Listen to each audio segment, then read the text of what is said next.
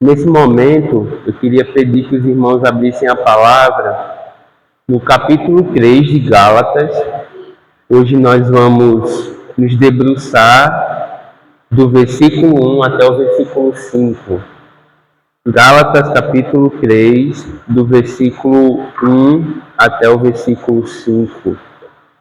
Nos encontramos praticamente na metade da carta. Temos aprendido sobre o que é o Evangelho, e esse é de fato o objetivo.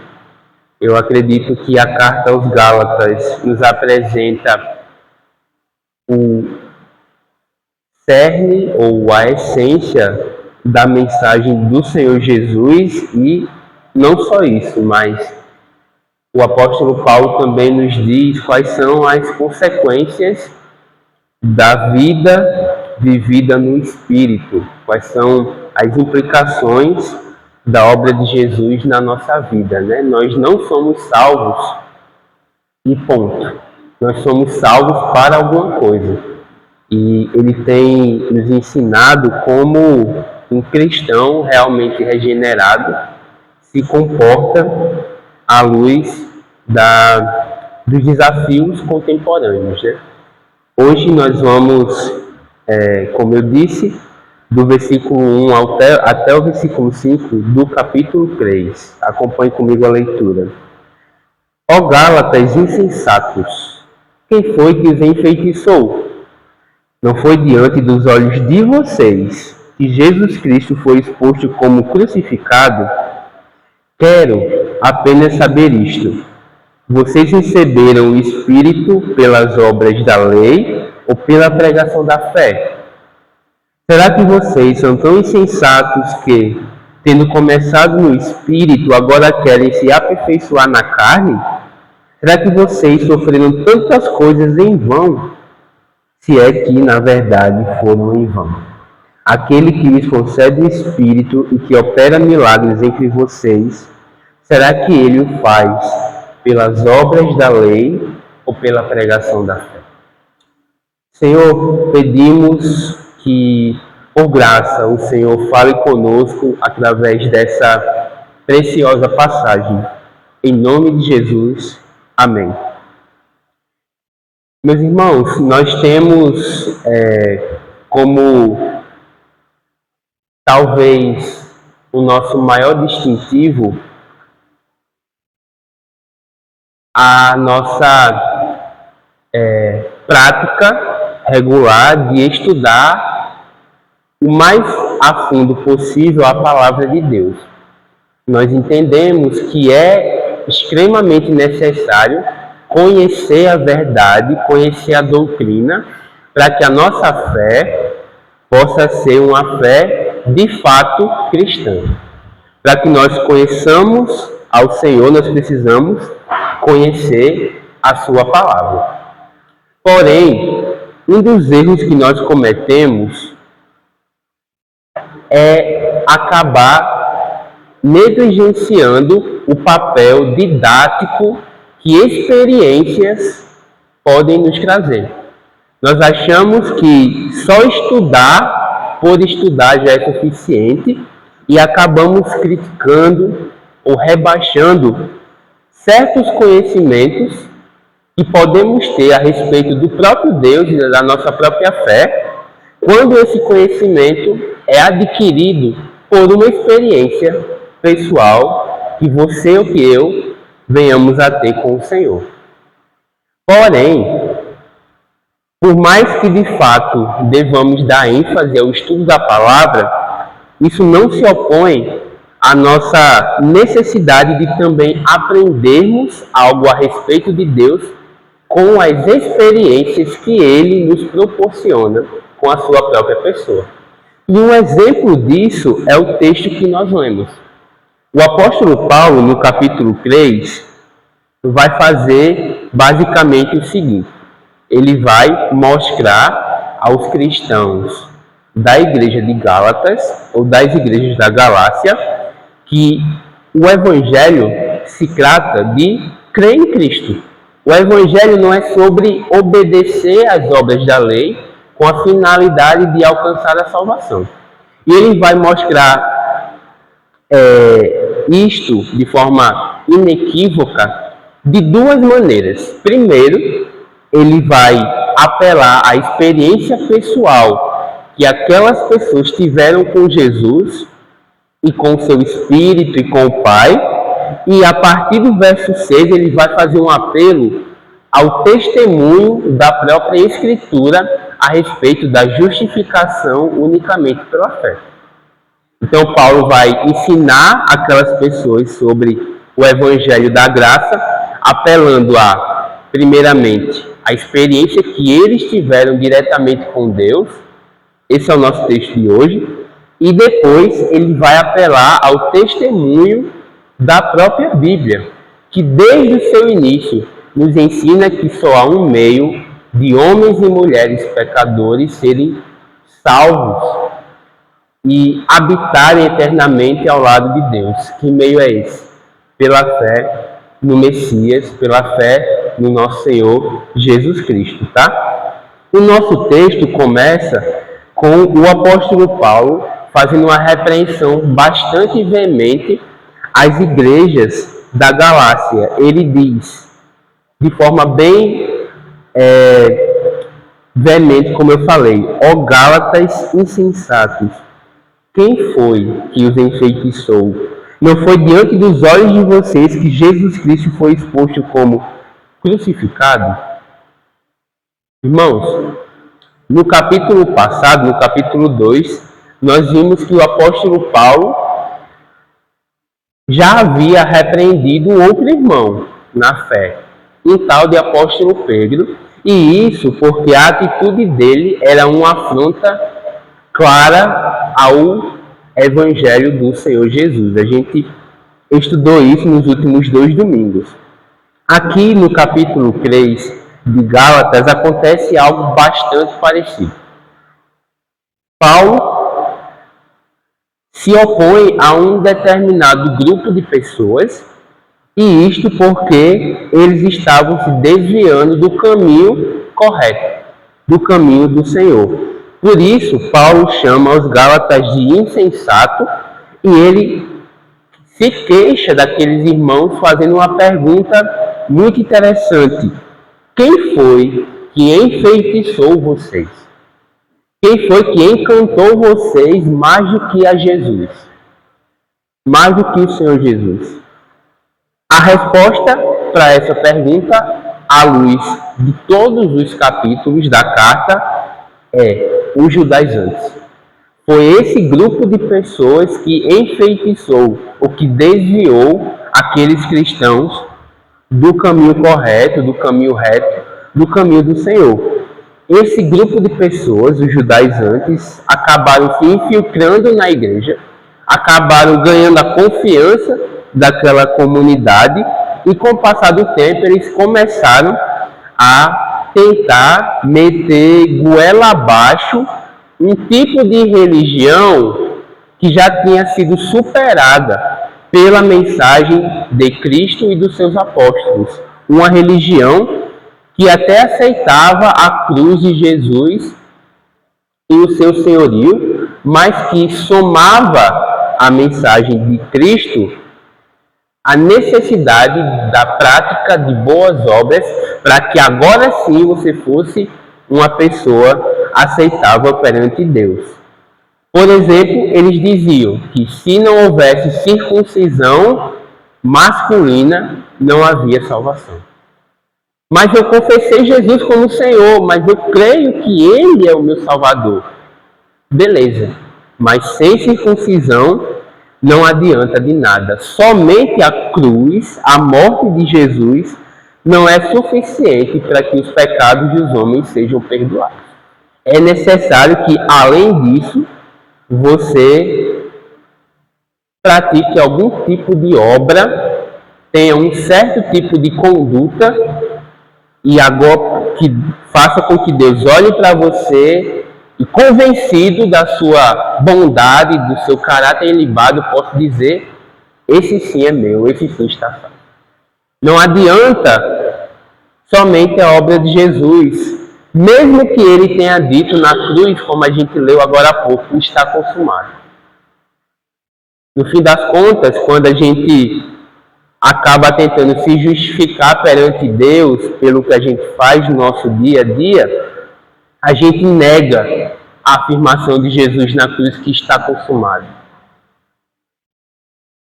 É por isso que Paulo considera crer em um outro evangelho que diz ele no capítulo 1, não é nem evangelho, uma atitude insensata, uma atitude ilógica, uma atitude impensada. Não faz nenhum sentido você retornar às práticas anteriores, depois de conhecer o evangelho. Isso é coisa de pessoa insensata, diz o apóstolo Paulo. E isso ainda mais no caso dessas igrejas aqui da Galácia. Porque, irmãos, eles conheciam muito bem a mensagem do Evangelho. Por mais que Jesus tenha sido crucificado em Jerusalém e não na Galácia, a pregação apostólica foi tão clara, tão contundente e, acima de tudo, tão fiel, que a morte do Senhor e o seu significado se tornaram praticamente visíveis na mente dos Gálatas. Jesus tinha sido crucificado 30 anos antes dessa carta ser escrita, mas o apóstolo Paulo e os seus irmãos pregaram de forma tão rica, tão sublime, Jesus e este crucificado, que é como se os irmãos daquelas igrejas tivessem praticamente visto a olho nu o sacrifício do Senhor Jesus. É como se eles mentalmente tivessem um quadro pintado que mostra com riqueza de detalhes Jesus pendurado naquele maldito madeiro. Por iluminação do Espírito Santo, essa tinha sido a experiência dos Gálatas com a pregação trazida pelos apóstolos a respeito dos acontecimentos de antes em Jerusalém. E eu acho que aqui nós temos uma ótima definição bíblica do que é pregação.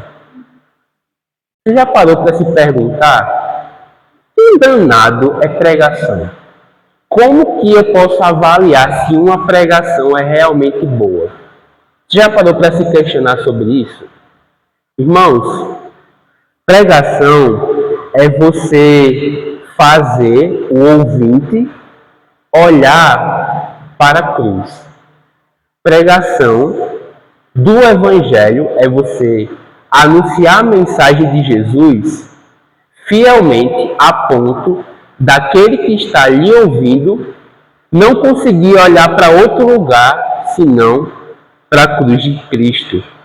Jesus, como eu falei, já havia sido crucificado há muito tempo, mas ali havia uma pregação fiel.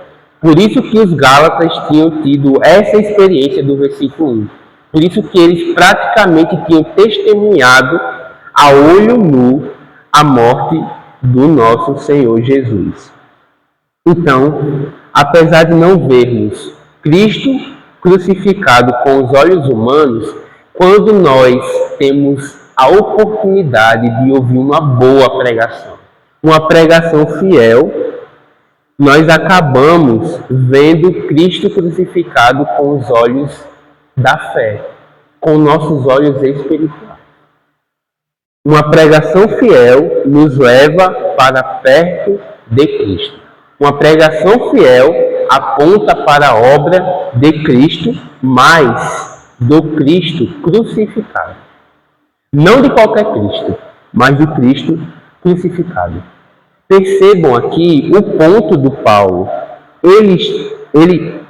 Quando ele fala sobre os Gálatas, ele nos dá a ideia de que aquele grupo de pessoas não tinha somente ouvido falar sobre um tal de Jesus, sendo que esse Jesus tomou a sua vida se tornou debate público porque ele viveu uma vida perfeita e ponto. Ou porque ele ensinou certas doutrinas que chamavam a atenção das pessoas. Não é sobre isso que Paulo está dizendo.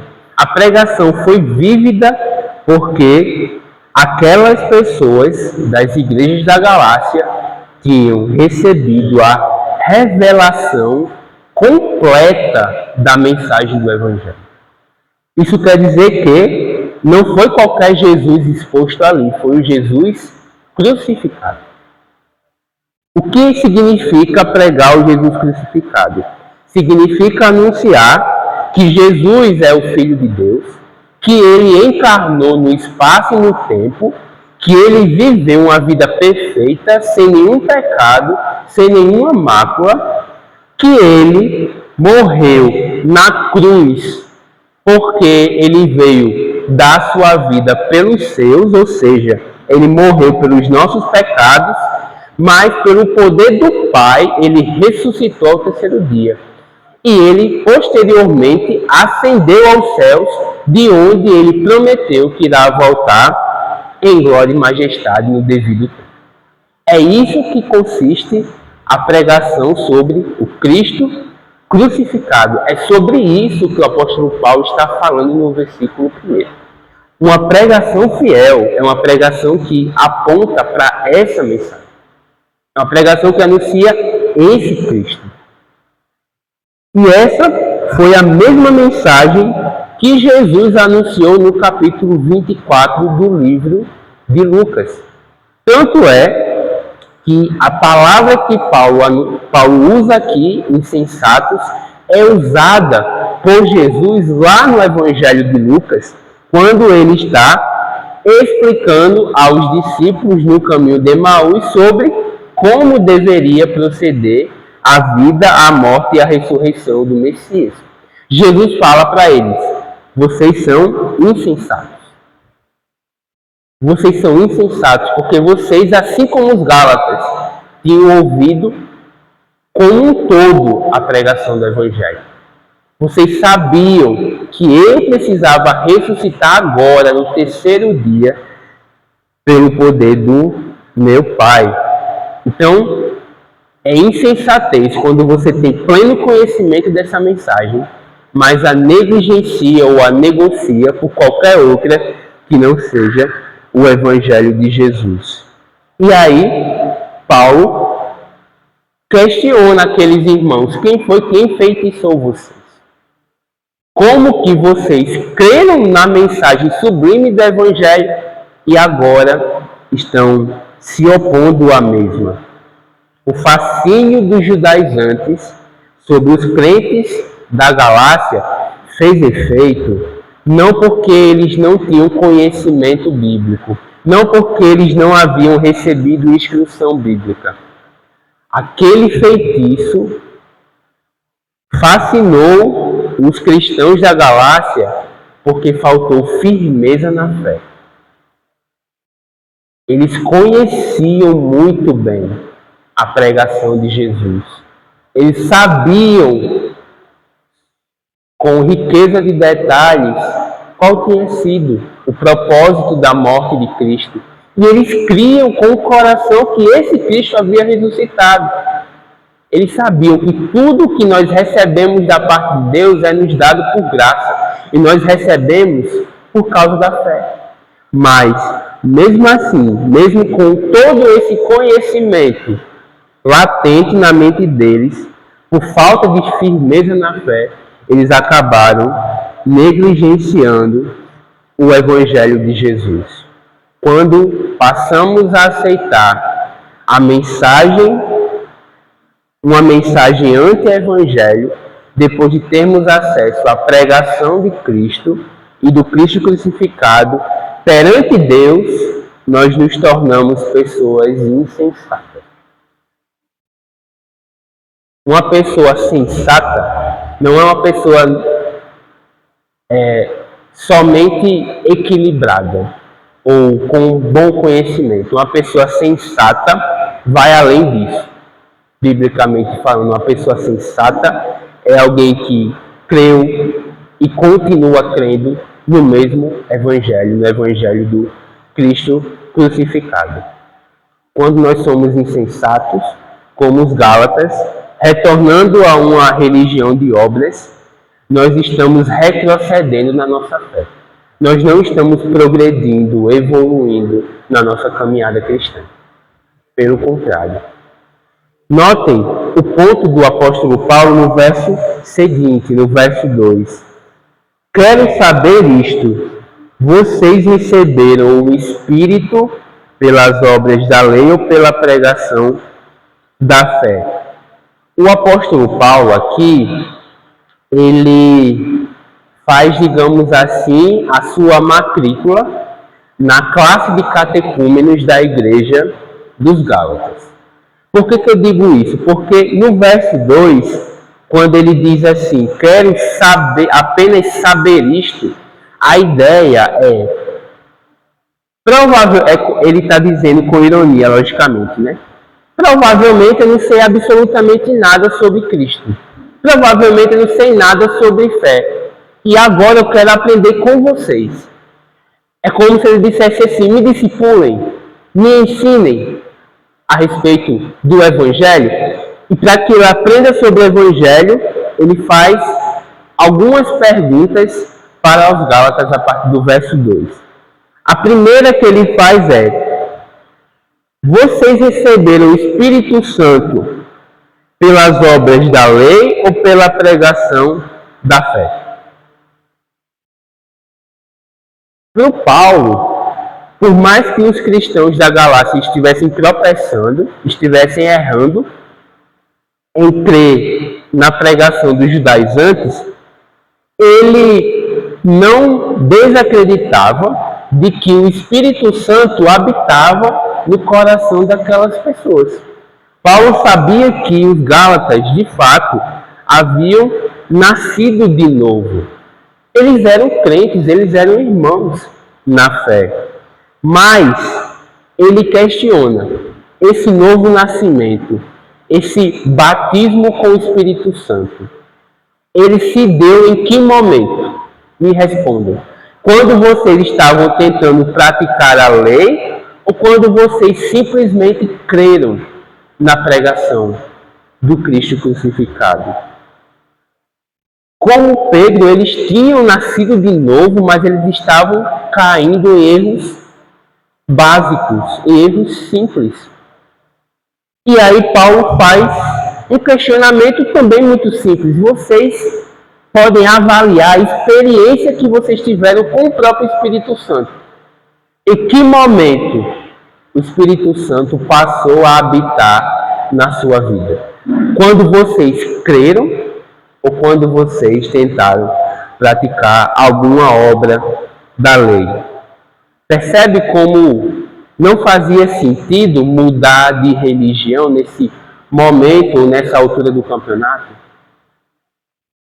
Não fazia nenhum sentido retornar ao que eles viviam anteriormente. Então, Paulo questiona os Gálatas sobre a experiência deles. A experiência dos Gálatas era uma das maneiras pelas quais o apóstolo Paulo poderia fazer com que eles percebessem o erro doutrinário que eles estavam cometendo. Por isso, como eu falei na introdução, nós não precisamos jogar fora todas as nossas experiências com Deus. A nossa experiência espiritual com Deus precisa ser balizada, avaliada, filtrada pela palavra. É à luz da palavra que eu consigo interpretar corretamente a minha própria experiência. A palavra é a regra de fé e prática, mas a experiência também pode ser usada por Deus para nos ensinar sobre Ele e sobre o seu Evangelho. É o que Paulo faz aqui. Pense na sua vida, avalie a sua conversão e me diga: você nasceu de novo, você foi habitado por Deus na pessoa do Espírito Santo quando você creu ou quando você tentou se justificar perante o Senhor? Irmãos, uma lição, uma aplicação que eu acho que é muito válida à luz desse primeiro momento do nosso texto é a seguinte: não se acomode na sua fé. Não se acomode na sua fé. Não ache que o que você viveu até hoje está de bom tamanho. Não ache que o que você viveu até hoje é suficiente a ponto de você não precisar evoluir mais espiritualmente. Não se acomode na sua fé. Preste atenção. Você e eu somos totalmente dependentes do Senhor. Nós precisamos, eu diria até de forma desesperada, buscar a Deus dia a dia por meio da oração, por meio da meditação na palavra. Nós precisamos regularmente de comunhão com os irmãos. Nós precisamos cultuar a Deus. Nós precisamos buscar a Ele pelos meios que Ele nos deu, para que eu e você não venhamos a baixar a nossa guarda. É muito interessante o que o apóstolo Paulo fala na segunda carta aos Coríntios, capítulo 4, a partir do versículo 16, o apóstolo Paulo diz o seguinte: por isso, não desanimamos. Pelo contrário, mesmo que o nosso ser exterior se desgaste, o nosso ser interior se renova dia a dia, porque a nossa leve e momentânea tribulação produz para nós um eterno peso de glória, acima de toda comparação, na medida em que não olhamos para as coisas que se veem, mas para as que não se veem. Porque as coisas que se veem são temporais, mas as que não se veem são eternas. Por mais que o nosso corpo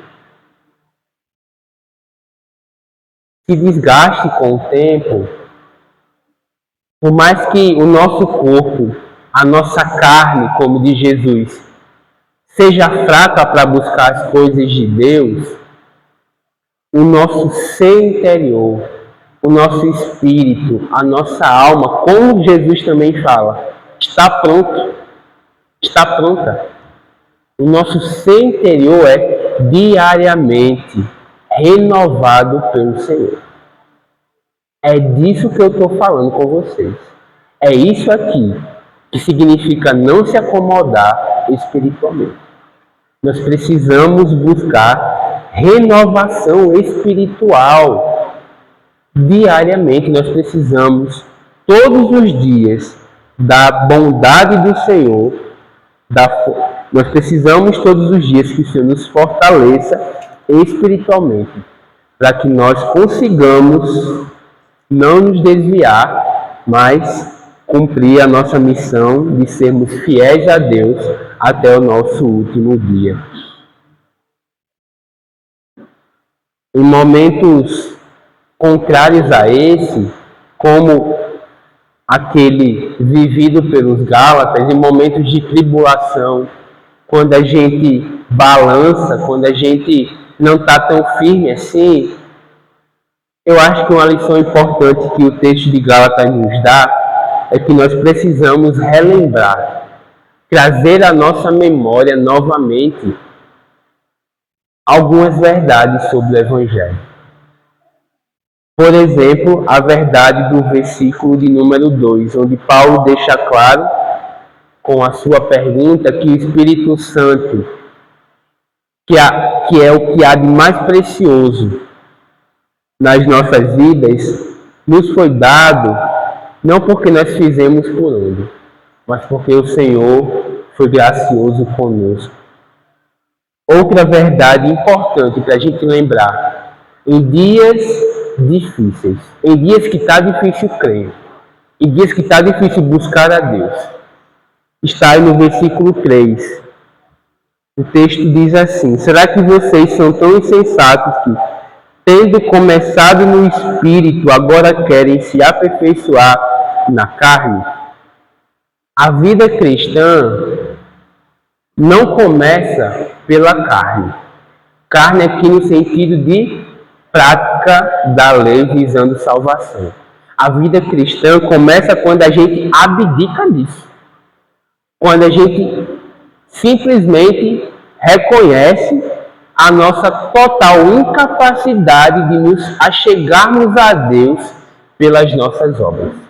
A vida cristã começa, como diz o apóstolo Paulo aqui, pelo Espírito. A gente começa pelo Espírito, a gente continua pelo Espírito e assim vai ser até a volta do Senhor. Então, anteriormente nós andávamos na carne. Nós praticávamos as obras da carne.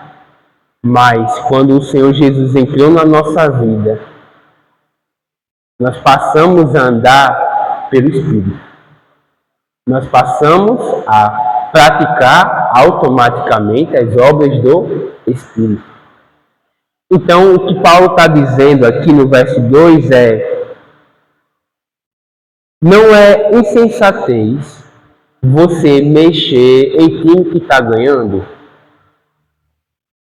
Vocês, Gálatas, estão vivendo pelo Espírito. Vocês estão caminhando pelo Espírito. Isso traz liberdade, como ele vai falar mais à frente no texto. Vocês deveriam aproveitar a novidade de vida. Porém, vocês querem voltar aos rudimentos, vocês querem voltar àquela escravidão de antes. Como que depois de caminhar pelo Espírito, na força do Espírito, no poder do Espírito, vocês agora querem caminhar, não mais por Ele, pelo Espírito, mas sim pela carne. Ele está dizendo aqui, você não quer mais depender de Deus, você agora quer depender de você mesmo. E quer depender do seu próprio braço, da sua própria força. Quando Paulo fala sobre o seu ministério, ele diz assim, trabalhei mais do que todos, juntos, porém não eu, a graça de Deus. Quando você avalia a sua vida, quando você olha quem você era antes de Cristo, quem você é hoje, quando você vê as mudanças significativas que Deus fez na sua vida, fica a pergunta, tudo isso aconteceu por quê? Porque você se moldou, porque você afiou o seu caráter, porque você melhorou quem você era, ou porque Deus fez você ser uma criatura nova?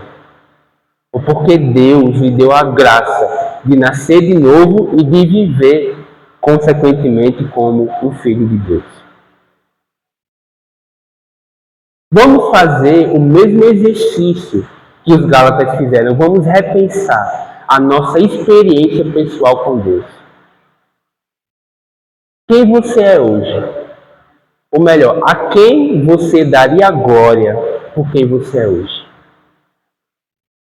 A si mesmo ou ao Senhor Jesus? Os Gálatas, como Paulo diz aqui no versículo, começaram muito bem. Eles começaram no Espírito. Porém, não adianta começar bem e terminar mal. Quem aqui não se lembra da história do rei Saul? Saul começou muito bem, gente. Saul foi ungido rei, o primeiro rei do povo de Deus, do povo de Israel. Saul tinha o Espírito Santo atuando nele, o dando capacidades para que ele pudesse liderar aquela nação contra os inimigos. Saul, usado por Deus, no Espírito, pegando emprestada a expressão aqui do apóstolo Paulo, começou muito bem. Porém, terminou de forma mal. Começou bem, mas terminou mal.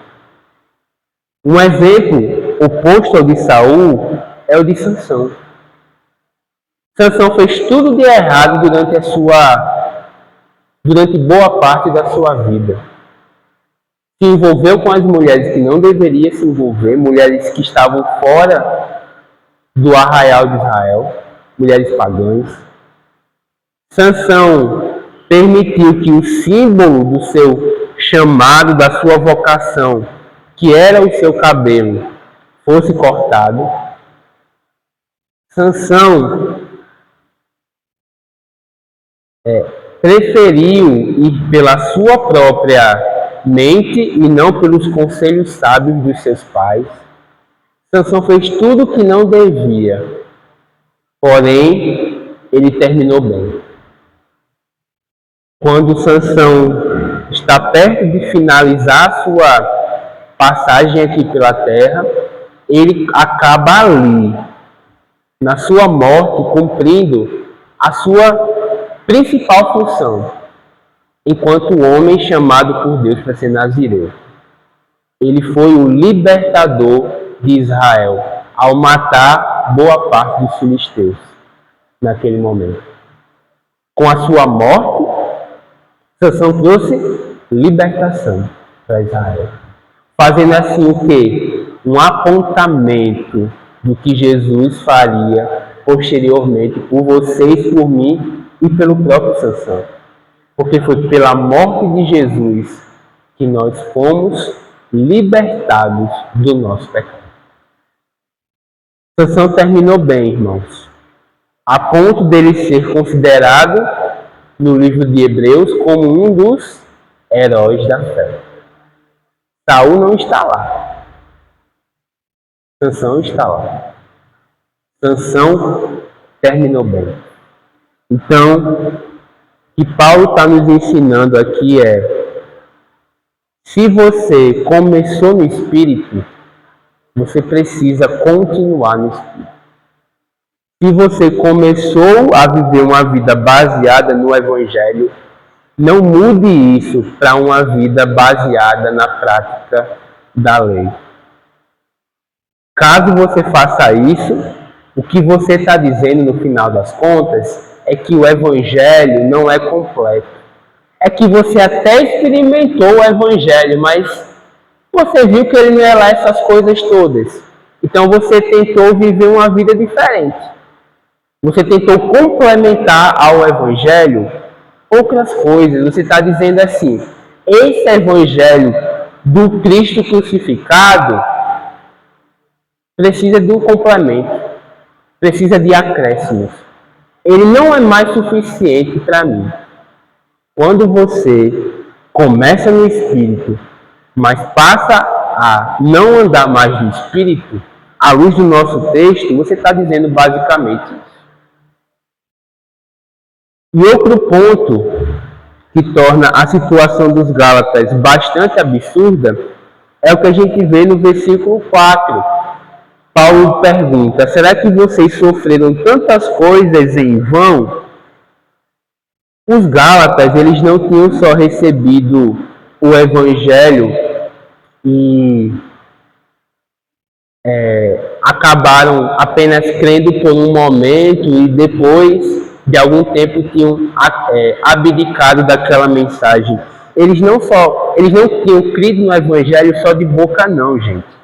Eles tinham crido no Evangelho e passaram a viver com base nessa crença. Por isso, Paulo diz aqui: vocês até sofreram por causa desse Evangelho. A Bíblia nos diz, em outra carta, que nós temos a graça não só de crer, mas também de padecer, de sofrer pelo Senhor Jesus. Então os Gálatas tinham tido essa experiência de crer, mas também de sofrer pelo Senhor Jesus Cristo. Eles tinham sido os bem-aventurados de Mateus capítulo 5, quando Jesus diz: felizes serão vocês quando por minha causa os insultarem e os perseguirem e mentindo disserem todo mal contra vocês. Alegrem-se e exultem, porque é grande a sua recompensa nos céus, porque assim perseguiram os profetas que viveram antes de vocês. Então Paulo questiona: vocês tiveram o benefício de não só crer, mas de sofrer com Jesus. E agora vocês estão jogando tudo isso pelo ralo, fora. Todo aquele sofrimento foi vão? É essa a questão levantada por Paulo. Vocês vão jogar todo esse histórico de fidelidade a Deus no lixo?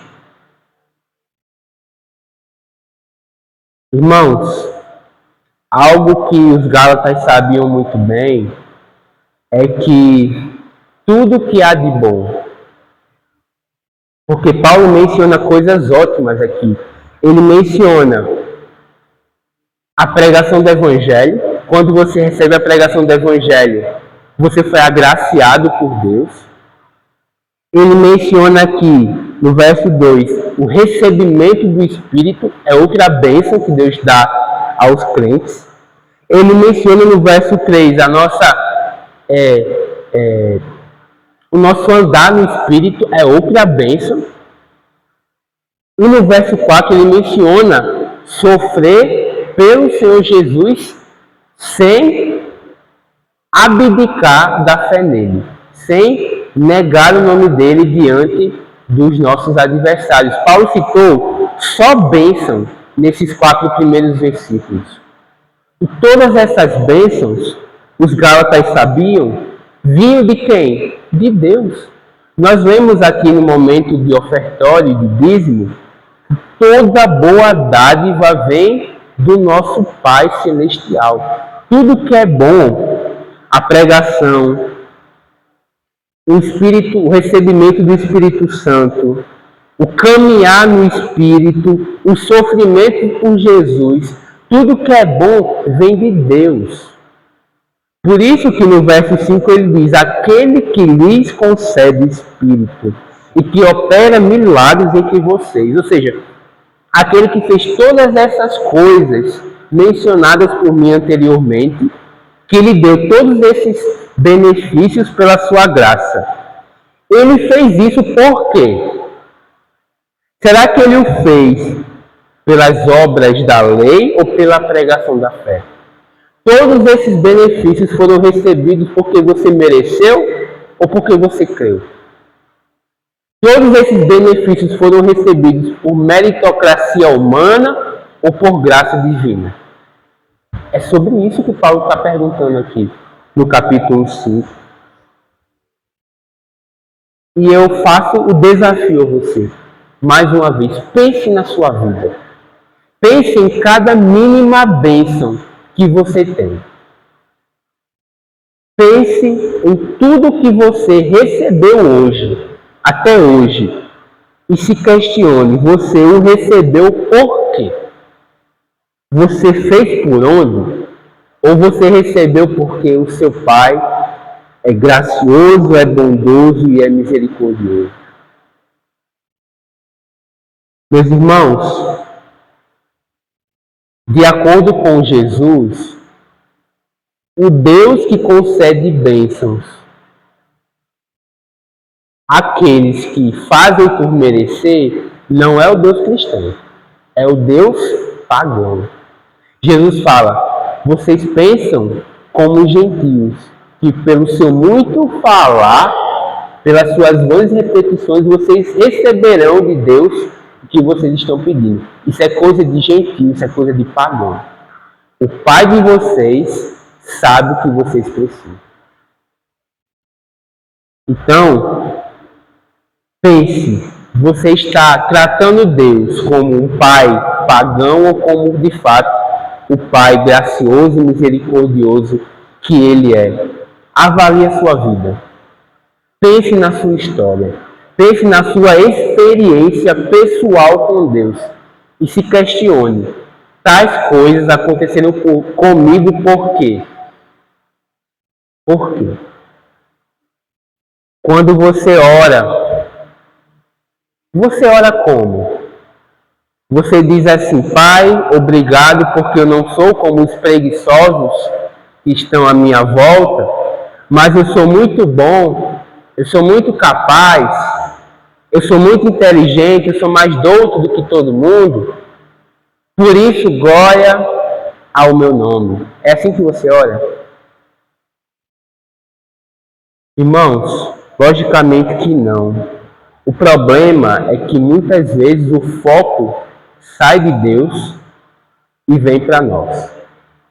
Muitas vezes os nossos olhos olham para nós, o nosso ser, e não para o Senhor. Nós nos achamos melhores do que o próprio Deus quando fazemos isso. Eu acho que a nossa luta, diante de um texto tão confrontador como esse, é viver uma espécie de vida que espelhe a declaração do apóstolo Paulo em Romanos 11:36. Porque dele, por meio dele e para ele são todas as coisas. A ele unicamente seja a glória para todos sempre. Amém.